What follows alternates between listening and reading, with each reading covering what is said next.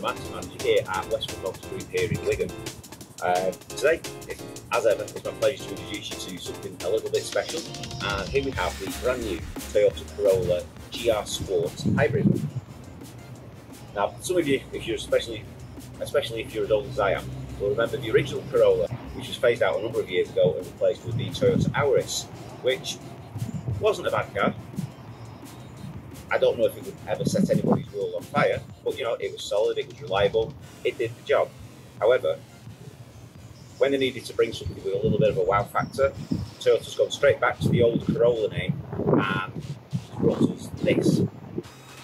Now, straight away you can see that it's a really seriously good car, and it's designed to be. The GR Sport is one of the range-topping versions of the new Corolla, and it's got a few extra sporty accents which just kind of mark it out as being just a little bit more than the regular Corolla. And when I say the regular Corolla, that's not to say that it's ordinary, because it isn't. That's an insanely good car as well, and of course we do have those available also. However, but today I'm just specifically talking about this, the GR Sport version. So anyway, without further ado, let's check out how I did on the road.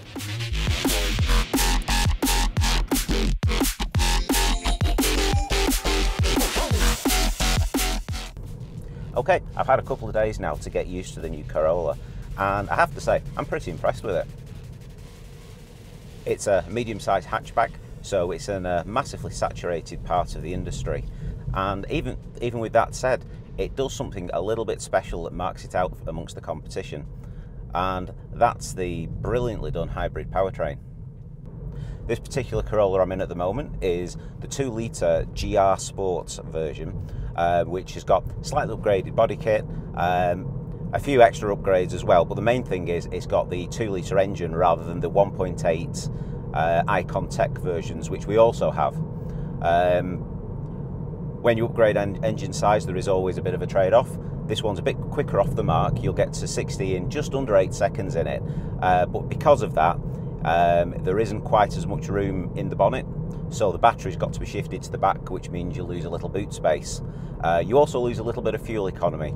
So whereas the Icontech, driven nicely, you should get reasonably close or maybe even exceed 60 miles per gallon. This one's more along the mid-50s.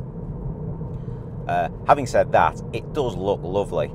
The body kit isn't any bigger, it's just got slightly different accents and slightly different bits and pieces just to make it look a little bit sportier. It's got slightly bigger wheels, which have got piano black polish and a little bit of machining on them just to, again, make it look a little bit sportier. And because of that, it's a little bit noisier on the road, so they've added acoustic glass just to kind of cut down on the road noise. Even so, the engine isn't all that noisy. It's still got that nice quietness that comes with having electric motors in there, which kick in and boost the performance ever so slightly, and also mean it can start really quietly, but when the motor and the engine are both working in tandem, you get a really nice bit of G-force pushing you back in the seat. Because it's got a VVT rather than a true automatic gearbox, which means essentially you've got two cones, which kind of, one's connected to the engine, one's connected to the gearing mechanism, and they can move at any position against each other. So the gear ratios are constantly varying as is needed.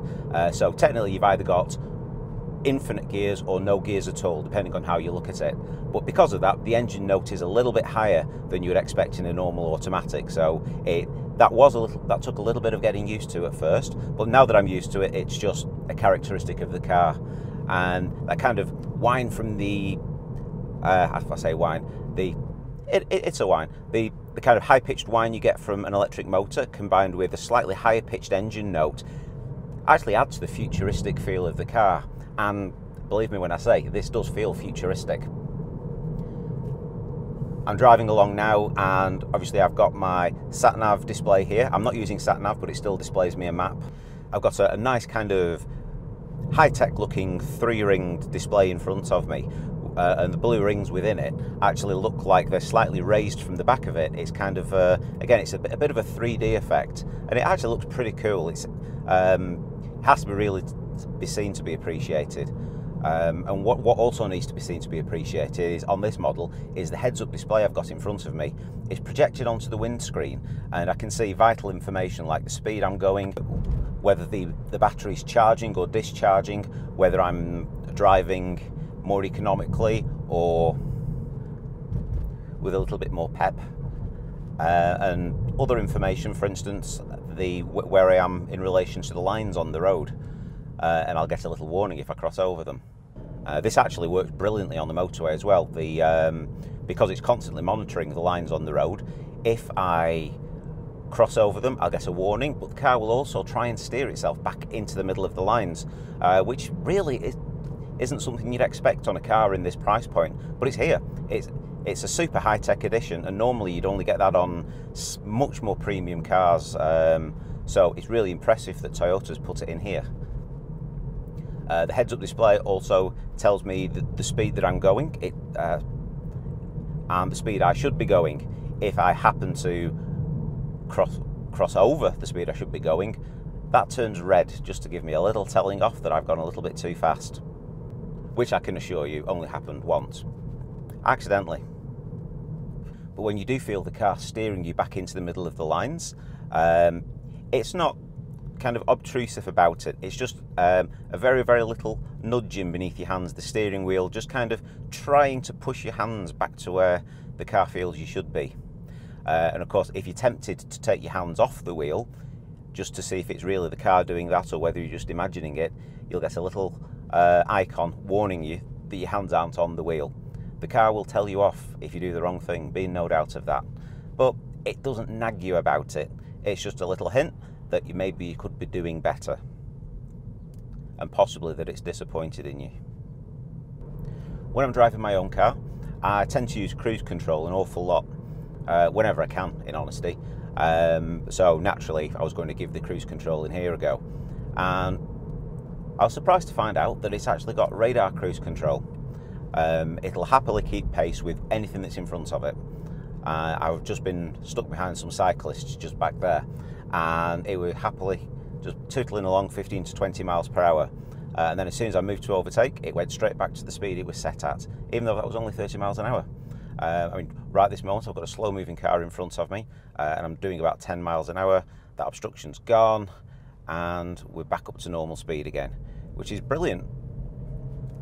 Again, something that you just wouldn't expect in a car at this price point. It works magnificently, it really does. Just there, I slightly nudged a tiny bit ahead of the prescribed speed limit, and the car beeped at me just to tell me that I should slow down a little bit, and it was right. However, a little bit further back, it also beeped at me and displayed a picture of a speedy camera, just to let me know that there was one approaching. So not only will it tell me to calm down if I'm being a bit exuberant, it'll also help me avoid the consequences of my recklessness. Win-win. Not that I'm going to say that this car encourages recklessness, because it doesn't. However, if you choose to be a little bit leery, it's loads of fun to throw at the corners.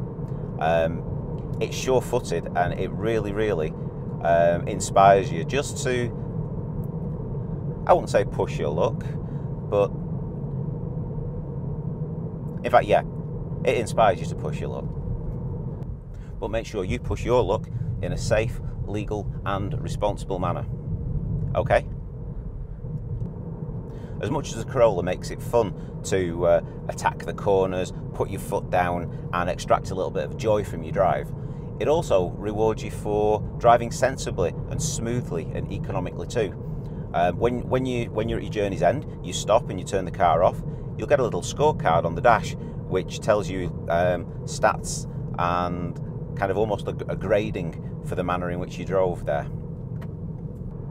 So whether you drive in a sensible fashion or a more sprightly fashion, you always get a little bit of a reward. And of course, if you want to fly around a roundabout like a lunatic, you can do that also. As you're driving along, you've got a constant readout of where the power's coming from and going to. While you're accelerating, power can be coming from the battery to the motors to help you power down and get that last little bit of extra acceleration. But when you're slowing down or braking, all that kinetic energy is being transferred back to electricity and being fed back to the battery. And at all times while this is happening, you're getting real-time information and a little graphical display right on the dashboard telling you exactly what the car's doing at any given moment. It's pretty cool. And it just kind of gives you an idea about what kind of driving habits and what you're doing, and perhaps gives you an idea on how to do it better. But mostly it's just cool. Yeah, I have to say that the Corolla is really, really enjoyable just to drive in a sprightly fashion. Throwing it around a roundabout, it's absolutely composed. And going around in a circle here and accelerating hard out of it. And that was absolutely fantastic. Love it.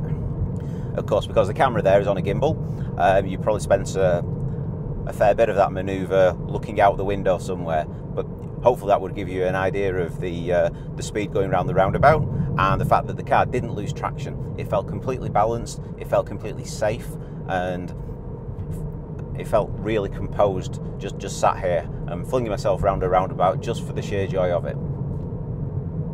If that's what you're into, then the Corolla is a great car to choose. Of course, if you're into driving sensibly and economically and comfortably, it also does that as well. And that's one of the things with cars in this sector. Medium-sized hatchbacks, they have to be good at everything to be competitive. And I can say without a doubt that the Corolla definitely is. It's comfortable, it's quiet, it's composed, it's fun to drive. It's got a turn of speed, which is pretty surprising for a car this size. It's got features which are extremely surprising for a car in this price bracket. And it's light and it's simple and it just works. The hybrid powertrain is an added bonus, which means it's super economical as well. And also it means that it's quiet when it needs to be. It's efficient, but because it's self-charging rather than a plug-in, it takes care of all the charging up the battery thing, so you don't have to sit and wait and have a brew while you're waiting for your car to fill itself up. This just takes the speed that you're not using and turns it into electricity so you can use it again later. It's super clever.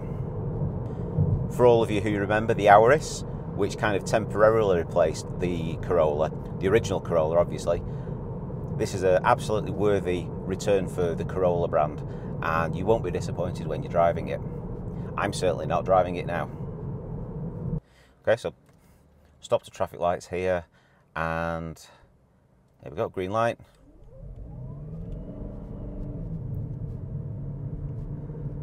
Nice easy takeoff. A little bit of a whir from the motor, a little bit of a grunt from the engine, and we're back in business. And of course there, a little bit of a beep telling me that I'm outside a line. Which of course I had to go outside of because I was overtaking parked cars, which pushed me over the central line of the road. Again, it's a useful safety feature. And it's not annoying, it's not loud enough to be annoying. Once again, stopped at traffic lights. The engine isn't on at the moment, so it will probably push me off in EV power, which it does, and then the engine kicks in afterwards. It's instant and responsive, and it's brilliant. It just works.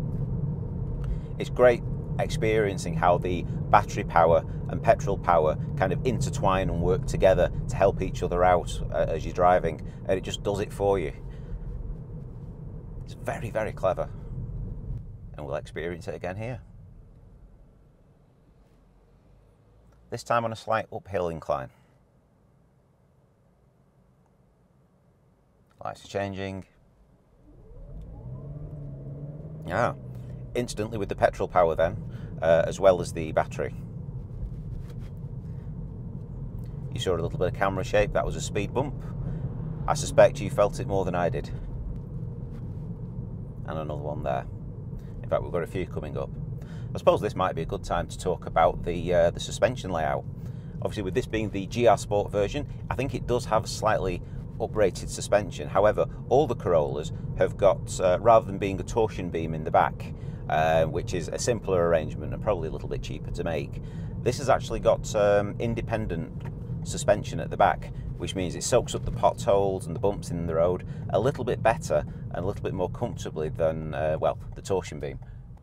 A lot of cars have got it, but again, on a car in this price point, it's something that's worth pointing out. And it's probably partially, at least, responsible for the quality of the drive and the fact that it just confidently holds onto the road, even when you're going around corners and driving in a more exuberant fashion, shall we say. Okay, I'm from a standing start into fast-moving traffic here. So let's stick in sport mode and see what we can do. Ooh, bit of wheel spin. Nice. And, wow. Now I've got to slow down because I'm catching the traffic up. In that short space of time. That was pretty cool. As I said before, it's a pretty entertaining car to drive.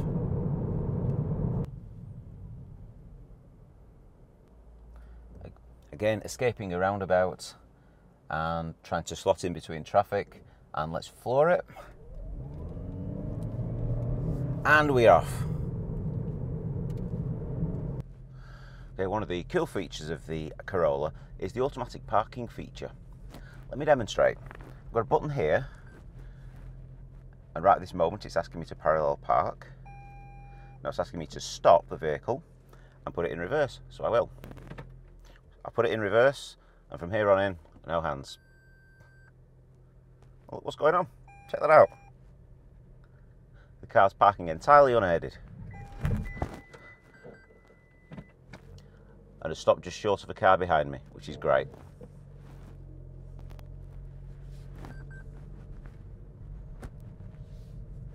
How good's that? Okay, well, while we're here, let's have a go and see how the Corolla performs on the motorway. Given I've been on some reasonably fast roads already, I can't imagine it being any different, but just for the sake of the video, let's give it a try. I'm just on the on-ramp at the moment. It's a windy one, so I can't go particularly fast around here, but now that it's opening up and I can join the carriageway, and let's move out from behind some traffic and see how we go. So, into lane 1. I'm behind a lorry. It's not moving all that fast. So let's get out from behind it. Absolutely effortless acceleration. Brilliant. Straight to 70, no problem at all. And I'm just in normal mode, not sport mode. So let's stick it in sport mode to see if that makes a difference. Into the next lane now that I've slowed down a little bit. Slightly quicker. I was already going at a reasonable speed anyway. The acceleration was a little bit faster. Not a great deal, I must say. So I think the sport mode is probably the most noticeable when you're at lower speeds, going to slightly less low speeds. From kind of 0 up to about 40 or 50 perhaps. At motorway speed, it just gives you a little bit of extra boost, but not noticeably. So let's stick it back in normal mode, because we don't need sport mode here. And when I say the difference isn't noticeable, that's not because the sport mode isn't all that fast on a motorway, it's just that normal mode is. The acceleration is pretty impressive, and the response is just as instant as it was earlier on when we had a look at it just on normal roads. So again, if you're looking for a comfortable, competent motorway cruiser, the Corolla will do the job beautifully. So let's give the cruise control a go. So radar control, cruise control, activating now. I'm getting it to sit at exactly 70 miles an hour,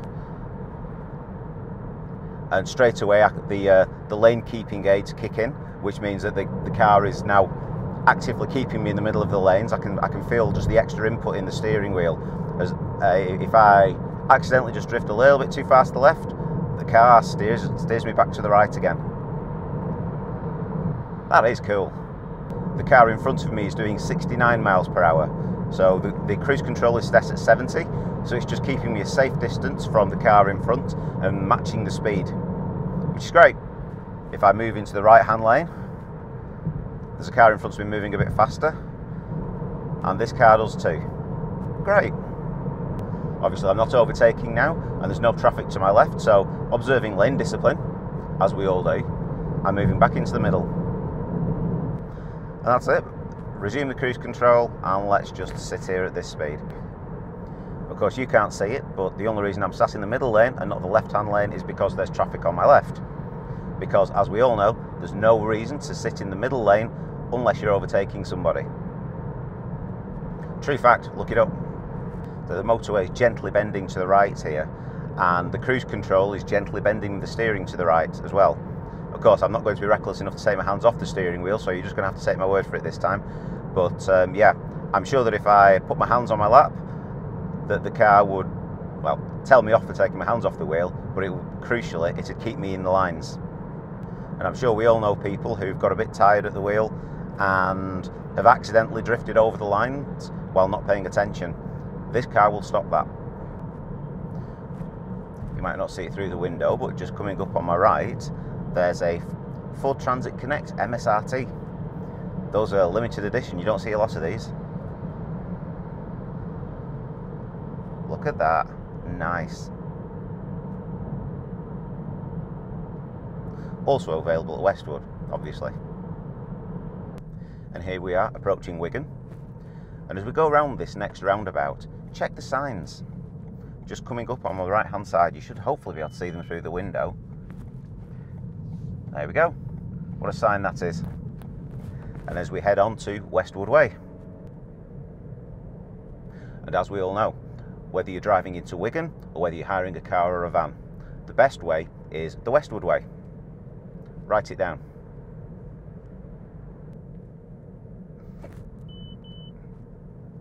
Oh, little beep there, letting me know that there's a speed camera ahead. Thank you, Corolla.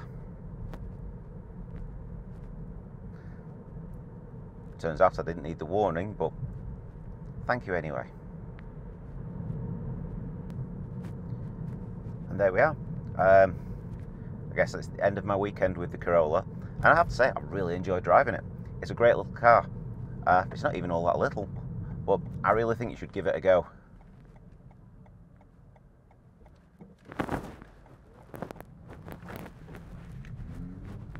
And here we are, back at the office. Come along, have a go with this thing. See what you think. I'm absolutely convinced you'll enjoy it. And you'll save yourself a few quid driving it as well.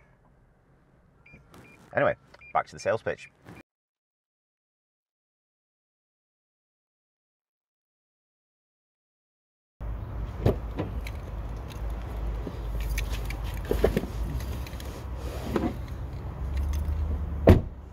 Okay, so in the back, it's perfectly roomy enough for me.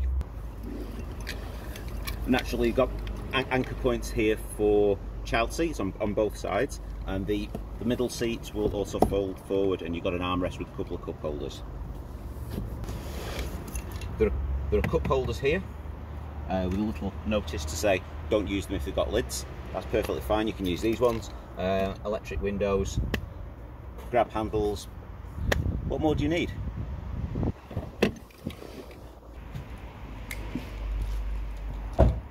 Okay, moving on to the boot. You can see that there's plenty of room in there. I mean, it's not massive by any stretch of the imagination. However, it's still more than sufficient for a car in this class.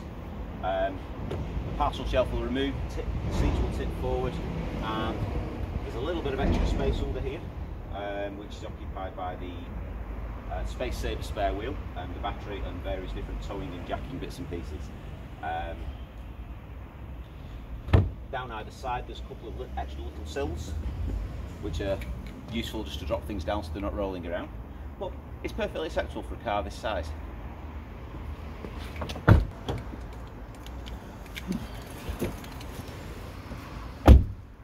Okay, up front again, you saw a lot of this while I was out driving. However, just for the sake of being complete, we've got the automatic gear selector, which, as I mentioned earlier, isn't really technically an automatic. It's a CVT, which is something completely different, although you use it in exactly the same way. Great big touchscreen.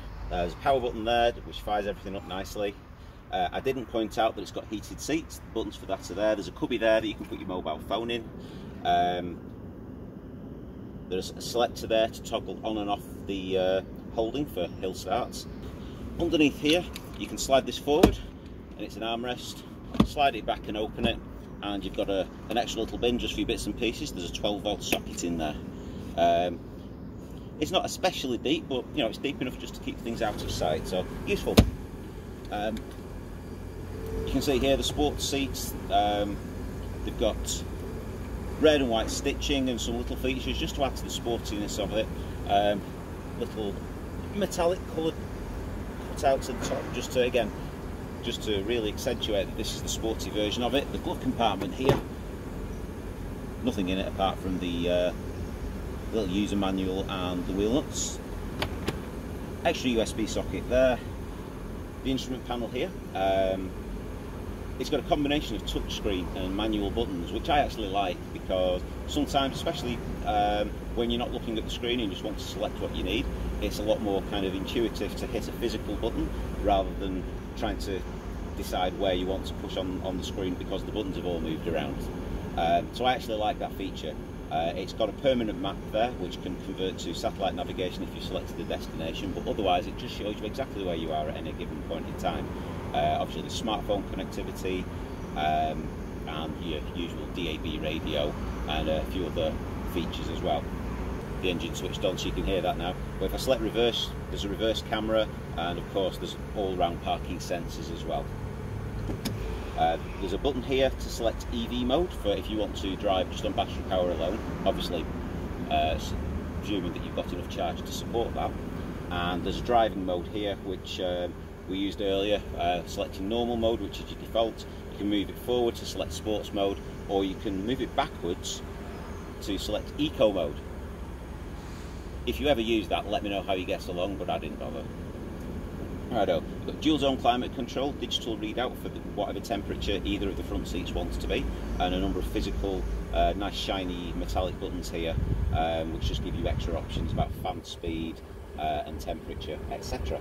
The on-off button, which I already mentioned. There's plenty of buttons on the steering wheel itself, and some flappy paddles if you want to make use of those too. And you know what? I think that pretty much covers it. The getting the heads-up display is obviously that's hovering in front of me at the moment. It's showing minimal information because I'm not moving anywhere, but it still shows me that I'm in 30-mile-an-hour limit area, which I am, and it's showing road guidance on there, even though I don't need it right this second because I'm stationary. To my right hand here, there's controls for the wing mirrors, so electrically adjustable mirrors, an option to lock and unlock the doors, an option to move the wing mirrors in and out automatically via the button.